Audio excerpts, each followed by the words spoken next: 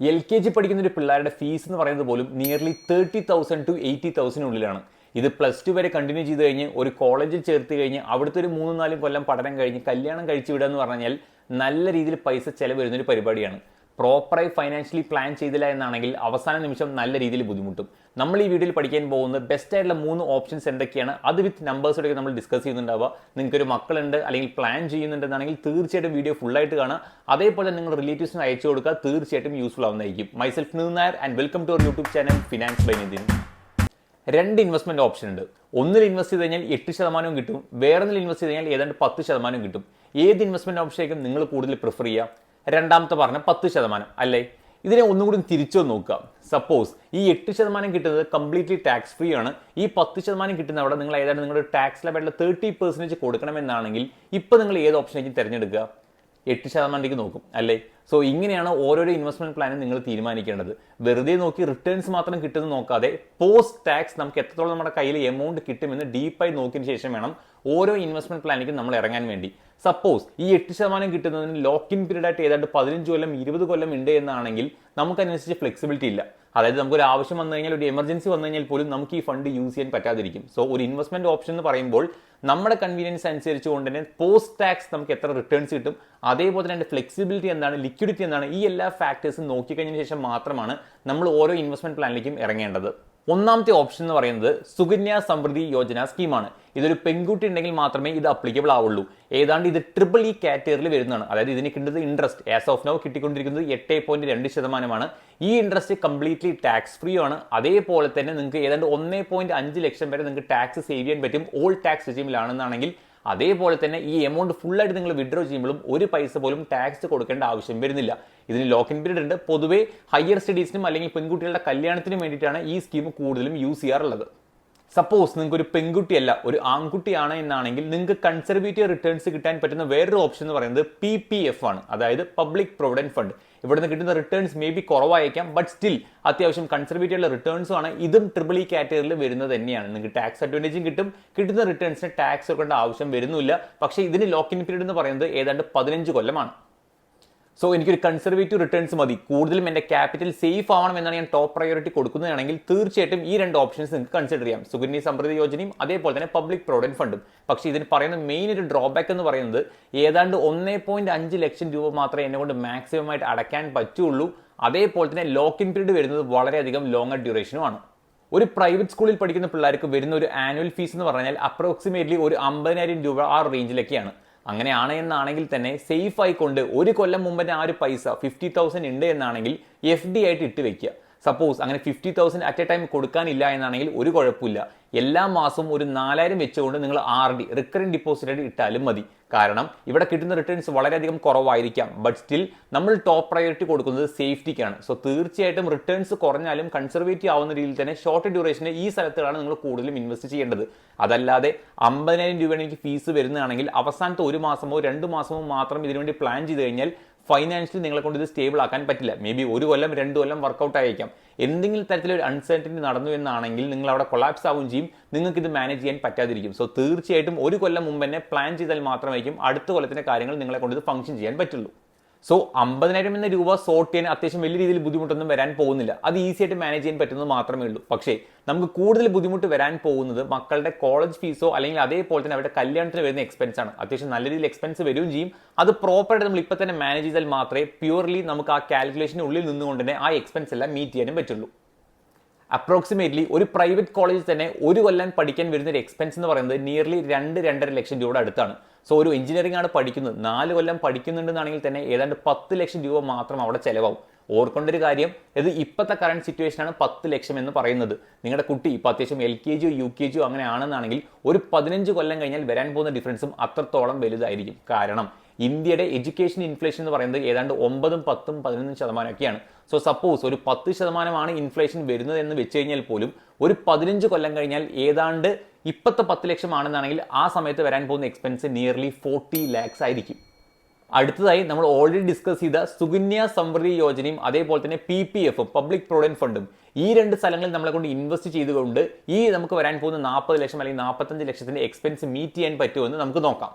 ആദ്യം നമ്മൾ ഡിസ്കസ് ചെയ്യാൻ പോകുന്നത് സുകന്യ സമൃദ്ധി യോജന സ്കീമിനെ കുറിച്ചാണ്. ഇവിടെ നമുക്ക് കിട്ടുന്ന റിട്ടേൺസ് എന്ന് പറയുന്നത് 7.6 ടു 8.2% വരെയാണ്. സോ ഈ കാൽക്കുലേഷൻ എല്ലാം നമ്മൾ ഏറ്റവും ലീസ്റ്റ് നമ്പർ ആയിട്ടുള്ള 7.6 വെച്ചാണ് സ്റ്റാർട്ട് ചെയ്യാൻ പോകുന്നതും. അങ്ങനെയാണെങ്കിൽ ഒരു കൊല്ലം എന്നെ കൊണ്ട് മാക്സിമം കോൺട്രിബ്യൂട്ട് ചെയ്യാൻ പറ്റുന്നത് 1.5 ലക്ഷം രൂപയാണ്. അതായത് എല്ലാ മാസവും 12,500 രൂപ വെച്ചുകൊണ്ട്. സോ അങ്ങനെ ചെയ്തു കഴിഞ്ഞാൽ ആദ്യത്തെ കൊല്ലം കഴിയുമ്പോൾ എൻ്റെ കയ്യിൽ ഉണ്ടാവാൻ പോകുന്ന എമൗണ്ട് എന്ന് പറഞ്ഞാൽ 1.61 ലക്ഷം രൂപയാണ്. സോ എൻ്റെ മോളുടെ 2ാമത്തെ വയസ്സിൽ ഞാൻ സ്റ്റാർട്ട് ചെയ്തു എന്നാണെങ്കിൽ 16ാമത്തെ വയസ്സാകുമ്പോൾ തന്നെ എൻ്റെ കയ്യിൽ ഏതാണ്ട് 42.48 ലക്ഷം രൂപ കയ്യിലുണ്ടാവും. ഇനി സപ്പോസ് മകളുടെ കോളേജ് ലൈഫിന് വേണ്ടി ഞാൻ എല്ലാ കൊല്ലവും ഒരു 10 ലക്ഷം വെച്ച് അവിടെ നിന്ന് വിഡ്രോ ചെയ്തുകൊണ്ടിരുന്നാൽ പോലും, അതായത് എൻ്റെ കയ്യിൽ ഓൾറെഡി 42.48 ലക്ഷം രൂപ കയ്യിലുണ്ട്, അവിടെ അത് വെച്ചുകൊണ്ട് തന്നെ എല്ലാ കൊല്ലവും ഒരു 10% വെച്ച് അടുത്തൊരു 4 കൊല്ലം വിഡ്രോ ചെയ്ത് കഴിഞ്ഞാൽ പോലും എനിക്ക് അവിടുത്തെ എക്സ്പെൻസുകൾ മീറ്റ് ചെയ്യാൻ പറ്റുകയും ചെയ്യും. റിമൈനിങ് ആയിട്ട് വീണ്ടും എൻ്റെ ഒരു 8 ലക്ഷം രൂപ റിമൈനിങ് ആയിട്ട് കിട്ടുകയും ചെയ്യും. സോ സുകന്യ സമൃദ്ധി യോജന സ്കീമിൽ നിന്നുകൊണ്ട് തന്നെ പ്രോപ്പറായി നമ്മൾ ഇൻവെസ്റ്റ് ചെയ്തു എന്നാണെങ്കിൽ കോളേജിന് വരാൻ പോകുന്ന ഹ്യൂജ് എക്സ്പെൻസുകളും നമ്മളെ കൊണ്ട് ഈസി ആയിട്ട് മാനേജ് ചെയ്യാൻ പറ്റുമെന്ന് നമ്മളിവിടെ മനസ്സിലാക്കി. ഇനി അടുത്ത് നമ്മൾ നോക്കാൻ പോകുന്നത് ഒരു പെൺകുട്ടിയല്ല, ഒരു ആൺകുട്ടിയാണ് എന്നാണെങ്കിൽ പബ്ലിക് പ്രൊവിഡന്റ് ഫണ്ട് വഴി നമ്മൾ ഇൻവെസ്റ്റ് ചെയ്തുകൊണ്ട് നമ്മളെ കൊണ്ട് എത്രത്തോളം അവിടെയും മാനേജ് ചെയ്യാൻ പറ്റുമെന്നാണ്. സോ ഇവിടെ നിങ്ങൾ നോക്കുകയാണെങ്കിൽ തന്നെ പബ്ലിക് പ്രൊവിഡന്റ് ഫണ്ടിൽ നമുക്ക് കിട്ടുന്ന റിട്ടേൺസ് എന്ന് പറയുന്നത് ഏതാണ്ട് 7%. അതായത് SSYനേക്കാളും കുറച്ച് കുറവാണ്. നമുക്ക് മാക്സിമം കോൺട്രിബ്യൂട്ട് ചെയ്യാൻ പറ്റുന്നതും ഏതാണ്ട് 1.5 ലക്ഷം രൂപ വെച്ചാണ്. സോ ഇങ്ങനെ തന്നെ ഞാൻ പ്രോപ്പറായി എൻ്റെ 2ാമത്തെ വയസ്സിൽ തന്നെ എൻ്റെ മകന് വേണ്ടി ഞാൻ പ്ലാൻ ചെയ്തു എന്നാണെങ്കിൽ 16ാമത്തെ വയസ്സാവുമ്പോഴേക്കും എൻ്റെ കയ്യിൽ ആക്ച്വലി ഉണ്ടാവാൻ പോകുന്ന എമൗണ്ട് 40.33 ലക്ഷം രൂപയാണ്. ഇനി വരാൻ പോകുന്ന 4 കൊല്ലം തന്നെ ഞാനൊരു 10 ലക്ഷം വെച്ച് ഞാൻ കോളേജ് ഫീസ് വന്നു കഴിഞ്ഞാൽ പോലും എനിക്ക് റിമൈനിങ് ആയിട്ട് എൻ്റെ കയ്യിൽ വീണ്ടും ഉണ്ടാവാൻ പോകുന്ന എമൗണ്ട് 5 ലക്ഷത്തിന് അടുത്താണ്. സോ തീർച്ചയായിട്ടും നമുക്ക് ഇതിലൂടെ തന്നെ മനസ്സിലായി പബ്ലിക് പ്രൊവിഡന്റ് ഫണ്ട് ആയാലും ശരി SSY ആയാലും ശരി നമ്മൾ തുടക്കം മുതൽ തന്നെ പ്ലാൻ ചെയ്തു എന്നാണെങ്കിൽ വരാൻ പോകുന്ന ഹ്യൂജ് ആയിട്ടുള്ള കോളേജ് ഫീസ് നമ്മളോണ്ട് ഈസി ആയിട്ട് തന്നെ മാനേജ് ചെയ്യാൻ പറ്റുമെന്ന്. ഇവിടെ നോക്കി ആദ്യത്തെ 2 ഓപ്ഷൻസും വളരെയധികം കൺസർവേറ്റീവ് ആണ്. അതേപോലെ നിങ്ങൾക്ക് തോന്നുന്നൊരു വേറൊരു ഡൗട്ടാണ്, ലോങ്ങർ ഡ്യൂറേഷൻ ആയിട്ടുള്ള 15 കൊല്ലമൊക്കെ ഞാൻ ഇൻവെസ്റ്റ് ചെയ്തിട്ടും എനിക്ക് കിട്ടുന്ന ആകെ റിട്ടേൺസ് എന്ന് പറയുന്നത് 7.67%. സോ അത് വെച്ച് നോക്കുകയാണെങ്കിൽ അതൊരു പ്രോപ്പറായിട്ടുള്ളൊരു അടിപൊളി റിട്ടേൺസ് അല്ല. അതേപോലെ തന്നെ ലോക്കിൻ പീരീഡ് തന്നെ വരുന്നത് 15 കൊല്ലം 21 കൊല്ലമൊക്കെയാണ്. സോ അത്യാവശ്യം ഒരു ഫ്ലെക്സിബിലിറ്റി നമുക്കിവിടെ ഒരിക്കലും പറയാൻ പറ്റൂല. ബട്ട് സ്റ്റിൽ അത്യാവശ്യം കൺസർവേറ്റീവ് ആണ്. എനിക്ക് അത്യാവശ്യം എൻ്റെ ക്യാപിറ്റൽ കൂടുതൽ സേഫ് ആവണം. ഞാൻ പ്യൂർലി ഒരു 15 കൊല്ലം വരെ ഞാൻ ലോക്കിൻ പീരീഡിനെ വെച്ചാലും എനിക്ക് കുഴപ്പമില്ല, ഈ റിട്ടേൺസ് ഞാൻ ഹാപ്പി ആണ് എന്നാണെങ്കിൽ തീർച്ചയായിട്ടും SSYയും PPF നിങ്ങൾക്ക് കൺസിഡർ ചെയ്യാൻ പറ്റുന്നതാണ്. അതല്ലാതെ കുറച്ചും കൂടി ഹയർ റിട്ടേൺസ് കിട്ടിയാൽ കൊള്ളാമെന്നുണ്ട്, കുറച്ചും കൂടി അത്യാവശ്യം ബെറ്റർ ആക്കണമെന്നാണെങ്കിൽ നിങ്ങൾക്ക് തീർച്ചയായിട്ടും SIP യൂസ് ചെയ്യാൻ പറ്റുന്നതാണ്. അതായത് സിസ്റ്റമാറ്റിക് ഇൻവെസ്റ്റ്മെന്റ് പ്ലാനിലൂടെ നമുക്ക് ഇതേ കാര്യം ടാക്കിൾ ചെയ്യാനും പറ്റും. സോ നിങ്ങളൊരു SIP ആണ് ചെയ്യാൻ ഉദ്ദേശിക്കുന്നതാണെങ്കിൽ Nifty 50 എന്ന ഇൻഡെക്സ് ഫണ്ട് നിങ്ങൾക്ക് കൺസിഡർ ചെയ്യാം. വളരെയധികം സേഫ് ആയിട്ടുള്ളതും ഇന്ത്യയിൽ തന്നെ ടോപ്പ് പെർഫോം ചെയ്യാനുള്ള 50 കമ്പനീസിലേക്ക് നമ്മുടെ പൈസ ഇൻവെസ്റ്റ് ആവാൻ പോകുന്നത്.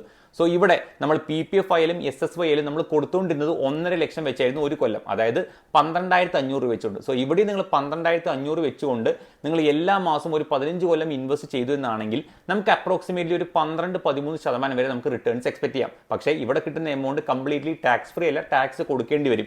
ഈവൻ പോസ്റ്റ് ടാക്സ് പോലും നമ്മളെ കൊണ്ട് ഏതാണ്ട് ഒരു 9% റിട്ടേൺസ് ഉണ്ടാക്കാൻ പറ്റും. സോ ഏതാണ്ട് എല്ലാ മാസവും 12,500 വെച്ചുകൊണ്ട് ഞാനൊരു 15 കൊല്ലത്തേക്ക് ഇൻവെസ്റ്റ് ചെയ്യുകയാണ്, എനിക്കൊരു 9% റിട്ടേൺസ് കിട്ടുമെന്നാണെങ്കിൽ എത്രത്തോളം പൈസ ഉണ്ടാക്കാൻ പറ്റുമെന്ന് നമുക്ക് നോക്കാം ഇവിടെ. സോ മൂന്നാമത് നമ്മൾ ചെയ്യാൻ പോകുന്ന SIP എന്ന് പറഞ്ഞാൽ ഇക്വിറ്റിയിലും അതേപോലെ തന്നെ ഡെറ്റ് ഫണ്ട്സിലുമാണ്. എന്തുകൊണ്ടാണ് ഡെറ്റ് ഫണ്ട്സിലുള്ള കാര്യം ഞാൻ പറഞ്ഞുതരാം. സോ നമുക്കിവിടെ കിട്ടാൻ പോകുന്ന റിട്ടേൺസ് എന്ന് പറഞ്ഞാൽ പോസ്റ്റ് ടാക്സ് ഏതാണ്ട് 9%. സോ ഞാൻ ഇയർലി കോൺട്രിബ്യൂട്ട് ചെയ്യാൻ പോകുന്നത് 1.5 ലക്ഷം രൂപയും. സോ അങ്ങനെ വെച്ച് കഴിഞ്ഞാൽ ആദ്യത്തെ കൊല്ലം തന്നെ എൻ്റെ കയ്യിൽ കിട്ടാൻ പോകുന്ന എമൗണ്ട് 1,63,500 രൂപയായിരിക്കും. ഇതേ പ്ലാൻ ഞാൻ 12 കൊല്ലം വരെ കണ്ടിന്യൂ ചെയ്തു എന്നാണെങ്കിൽ എനിക്ക് കിട്ടാൻ പോകുന്ന എമൗണ്ട് നിയർലി 53.26 ലക്ഷം രൂപയായിരിക്കും. സോ ഏതാണ്ട് ഒരു 12 കൊല്ലം കഴിഞ്ഞു. ഇനി ഒരു 2 കൊല്ലം 3 കൊല്ലം കൂടി കഴിഞ്ഞാൽ എനിക്ക് എൻ്റെ മകൻ്റെ കോളേജിന് വേണ്ടി ഞാൻ പൈസ കൊടുക്കണമെന്നാണെങ്കിൽ അവിടെ ഞാൻ വീണ്ടും റിസ്ക് എടുക്കാൻ വില്ലിങ് ആവരുത്. കാരണം എൻ്റെ ഇൻവെസ്റ്റ്മെന്റ് ഗോൾ അച്ചീവ് ആവുന്ന അടുത്തെത്തിക്കഴിഞ്ഞാൽ ഞാൻ എപ്പോഴും എൻഷുർ ചെയ്യണം റിട്ടേൺസ് കുറച്ച് കുറഞ്ഞാലും കുഴപ്പമില്ല, കൂടുതൽ സേഫ് ആയിട്ടുള്ള സ്ഥലത്താണ് ഞാൻ പൈസ ഇൻവെസ്റ്റ് ചെയ്യാൻ നോക്കേണ്ടത്. സോ അങ്ങനെ ആവുമ്പോൾ ഞാൻ ഈ പൈസ, അതായത് ഞാൻ Nifty 50 എന്ന ഇൻഡെക്സിൽ എടുക്കുന്ന പൈസ ഫുള്ളായിട്ട് അവിടെ നിന്ന് കളക്ട് ചെയ്ത് ഏതെങ്കിലും വളരെയധികം കൺസർവേറ്റീവ് ആയി കുറഞ്ഞ റിട്ടേൺസ് കിട്ടുന്ന ഡെറ്റ് ഫണ്ട്സിലേക്ക് ഞാൻ ഇൻവെസ്റ്റ് ചെയ്യുന്നത്. സോ അവിടെ നിന്ന് കിട്ടുന്ന റിട്ടേൺസ് ഈവൻ പോസ്റ്റ് ടാക്സ് നമുക്ക് ഒരു 5% എന്നുള്ള കാൽക്കുലേഷനിലേക്ക് കാൽക്കുലേറ്റ് ചെയ്ത് കൊണ്ടുപോകാം. സോ 13ാമത്തെ കൊല്ലം മുതൽ പിന്നെയുള്ളൊരു 3 കൊല്ലം എനിക്കൊരു 5% പോസ്റ്റ് ടാക്സ് വെച്ച് എനിക്ക് റിട്ടേൺസ് കിട്ടിക്കഴിഞ്ഞാൽ പോലും കോളേജ് സ്റ്റാർട്ട് ആവുന്നതിന് മുമ്പ് തന്നെ എൻ്റെ കയ്യിൽ ഏതാണ്ട് 78.79 ലക്ഷം രൂപ ഉണ്ടാവും. ഇനി വരാൻ പോകുന്ന 4 കൊല്ലം ഞാൻ ഏതാണ്ട് 10 ലക്ഷം രൂപ വെച്ച് കോളേജ് ഫീസിന് മാത്രം ഞാൻ ചെലവിട്ടു എന്നാണെങ്കിൽ പോലും അത് കഴിഞ്ഞാൽ പോലും എൻ്റെ കയ്യിൽ റിമൈനിങ് വരാൻ പോകുന്നത് വീണ്ടും 50 ലക്ഷം രൂപയായിരിക്കും. സപ്പോസ് നിങ്ങൾക്ക് ഒരു കുട്ടിയുണ്ട്, അല്ലെങ്കിൽ ഒരു കുട്ടിക്കായി പ്ലാൻ ചെയ്യുന്നുണ്ട്, അല്ലെങ്കിൽ നിങ്ങളുടെ റിലേറ്റീവ്സിൽ ആരെങ്കിലും ഈ ഒരു ഡിസ്കഷൻ നടക്കുന്നുണ്ടെന്നാണെങ്കിൽ തീർച്ചയായിട്ടും ഈ പ്ലാൻ അവർക്ക് വേണ്ടി അയച്ചു കൊടുക്കുക. കാരണം ഒബ്വിയസ്ലി എഡ്യൂക്കേഷൻ ഇൻഫ്ലേഷൻ ഇനി വരാൻ പോകുന്ന കൊല്ലങ്ങളിൽ നല്ലോണം ഇൻക്രീസ് ആവും. നിങ്ങൾ ഇപ്പോൾ തന്നെ അത്യാവശ്യം ഇതിനു വേണ്ടി പ്ലാൻ ചെയ്യാൻ തുടങ്ങിക്കഴിഞ്ഞാൽ ആ ഒരു ഗോൾസ് എല്ലാം നമ്മളെ കൊണ്ട് ഈസി ആയിട്ടും സേഫ് ആയിട്ടും അച്ചീവ് ചെയ്യാൻ പറ്റുന്നതായിരിക്കും. ഇതുപോലെ ഇൻഫോർമേറ്റീവ് വീഡിയോസിന് വേണ്ടി നമ്മുടെ പേജ് സബ്സ്ക്രൈബ് ചെയ്യുക, ലൈക്ക് ചെയ്യുക, ഫ്രണ്ട്സും ഫാമിലിയായിട്ട് ഷെയർ ചെയ്ത് കൊടുക്കുകയും ചെയ്യുക. താങ്ക്